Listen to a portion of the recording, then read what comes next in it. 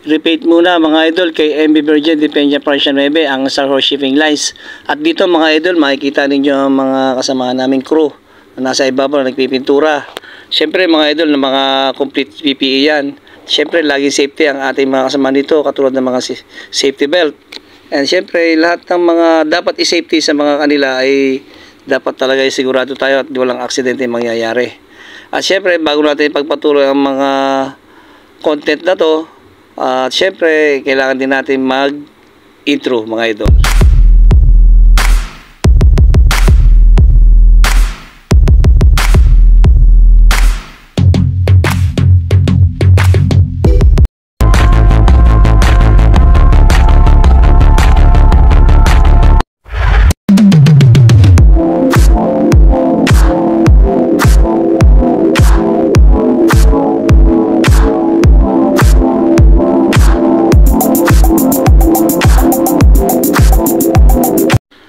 Good day mga idol, andito tayo ngayon sa Lucena, Dalahican Port.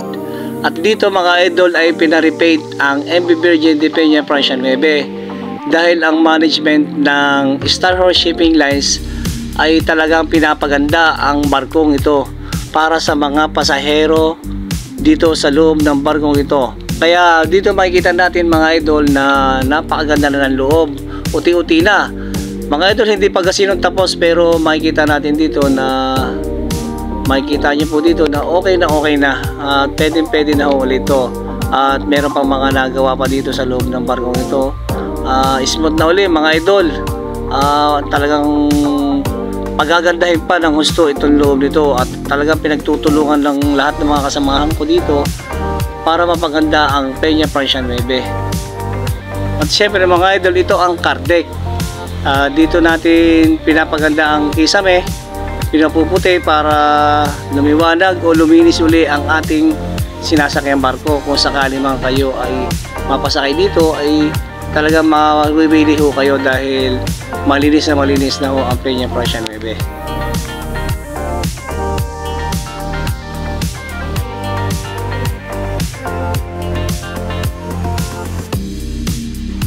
At dito sa second deck mga idol, ito ay ang reclining relax chair mga idol para kayo ay makapamahinga habang nanonood ng TV dito sa loob nito. With aircon nito mga idol, para sa mga reclining chair na mahilig sa mga ganitong upuan ay meron ho tayong pwedeng puntahan dito sa second deck.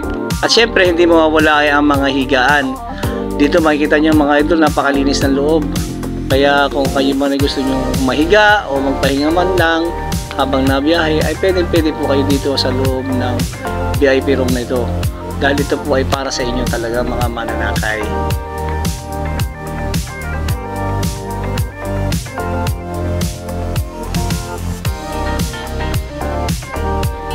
Dito naman ang CR mga idol.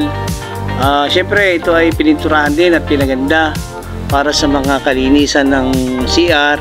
Ay talagang hindi pumapayag ang management na hindi may ayos ang loob nito. Kaya dito mga idol, pag pumasok ka sa loob nito, talagang napakabango ng loob. At syempre smooth, napakaganda ng loob.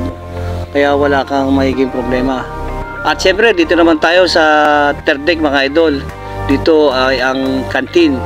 So dito sa kantina ito mga idol, nandito ang third deck. Makikita nyo rin dito mga idol ay malinis na dahil ito ay kauna-unahang na finish mula nung inumpisahang pinturahan ito. Kaya pwede na rin gamitin ito kung sakali ito ay bumiyahe. At dito makikita nyo mga idol na kisame, wall and flooring ay tapos na ang pinturahan.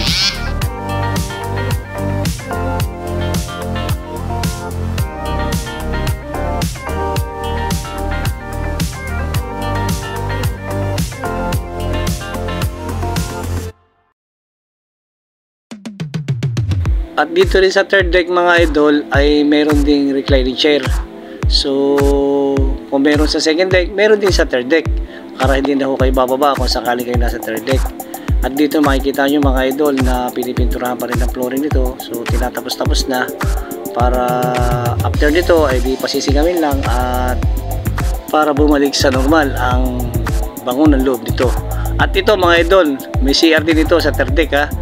Dito makikita nyo mga idol na smooth din, tapos na rin ang loob nito. Bawat CR dito mga idol sa third deck ay male and female ay tinapos na rin ng aming mga kasamahan. Kaya kung kayo man ay makakasakay dito sa barkong ito ay mabibili kayo dahil bukod sa mabango ay talaga napakalinis ng loob dito.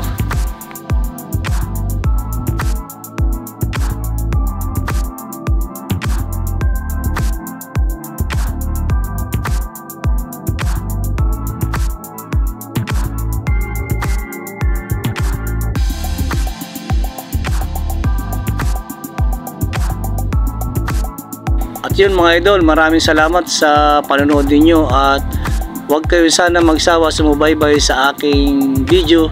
Maraming salamat mga idol. Ingat kayo and God bless sa inyong lahat.